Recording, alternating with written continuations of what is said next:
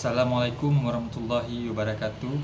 Perkenalkan, nama saya Cud Reza Albusra dengan NIM 180703046. Saya adalah mahasiswa Prodi Biologi Fakultas Sains dan Teknologi Universitas UIN Araniri, Banda Aceh. Jadi pada kesempatan kali ini saya akan menjawab pertanyaan daripada tugas tentang Danau Poso dari mata kuliah Ekologi Perairan yang dibimbing oleh Pak Ilham Zulfahmi. Jadi langsung ke pertanyaan pertama, yaitu benarkah Danau Poso adalah danau tertua di dunia, dan mengapa Danau Poso disebut sebagai danau purba? Jadi jawabannya adalah benar. Danau Poso adalah merupakan termasuk ke dalam 10 danau tertua di dunia karena usianya yang diperkirakan lebih dari 2 juta tahun. Saat ini ada 10 danau purba di dunia yang termasuk ke dalam 10 danau tertua. Di antaranya ada Danau Matano di Sulawesi, Danau Biwa di Jepang, Danau Baikal ada di Rusia, ada Danau Kaspia, kemudian ada Danau Tanganyika, ada Danau Victoria, dan Danau Malawi. Dan mengapa Danau Poso disebut sebagai danau purba? Alasannya tentu saja karena umurnya yang sudah sangat tua, yaitu lebih dari 2 juta tahun menurut perkiraan para peneliti. Kemudian untuk pertanyaan yang kedua, yaitu benarkah Danau Purba Poso tidak memiliki biota akuatik yang bersifat endemik, dan jelaskan alasannya. Mengenai hal ini tidak benar. Danau Poso sendiri merupakan perairan yang memiliki keanekaragaman hayati yang melimpah. Di sana kita bisa menemukan banyak hewan endemik, mulai dari ikan, udang, siput, hingga kepiting. Berdasarkan salah satu sumber yang menyebutkan bahwa beberapa flora dan fauna endemik yang ditemukan di danau tersebut saat melakukan ekspedisi, yaitu ditemukannya adanya ikan, udang, siput, hingga kepiting. Lalu pertanyaan yang ketiga, yaitu deskripsikan ekosistem Danau Poso secara singkat dan jelas. Jadi, Danau Poso itu merupakan aset dunia karena ekosistem danau ini merupakan salah satu kontributor plasma nutfah bagi keanekaragaman flora maupun fauna. Beberapa spesies ikan endemik seperti sejenis ikan rono, kemudian buntinge, bungu, dan ikan padi itu hidup di dalam Danau Poso tersebut. Ada beberapa gangguan keseimbangan terjadi di Danau Poso. Di antaranya yaitu terjadinya penumpukan sedimen yang akan memasuki badan perairan danau. Hal ini mengakibatkan tekanan pada gastropoda.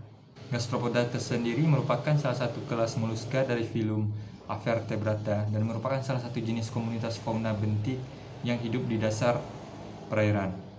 Kemudian pertanyaan yang keempat, yaitu sebutkan beberapa perlakuan yang mengancam kelestarian ikan di Danau Purba Poso. Jadi beberapa ancaman ataupun gangguan yang terjadi pada Danau Poso itu diantaranya. Yang pertama yaitu semakin padatnya penduduk yang bermukim di sekitar danau. Ini mengakibatkan semakin besar pula bagian buangan-buangan limbah rumah tangga dan limbah pertanian ke badan danau.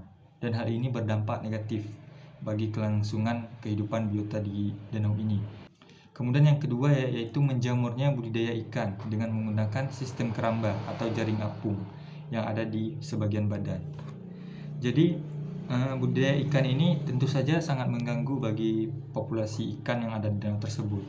Karena sistem lingkungan di Danau Poso maupun di daerah dasnya, karena dari berbagai hasil penelitian diketahui kegiatan ini akan memicu terjadinya eutrofikasi yang secara perlahan namun pasti akan berdampak pada terjadinya pendangkalan danau. Kemudian pertanyaan yang kelima adalah zona litoral Danau Poso lebih rentan terhadap ancaman dibandingkan zona lainnya. Benarkah? Jawabannya benar, karena pengertian daripada zona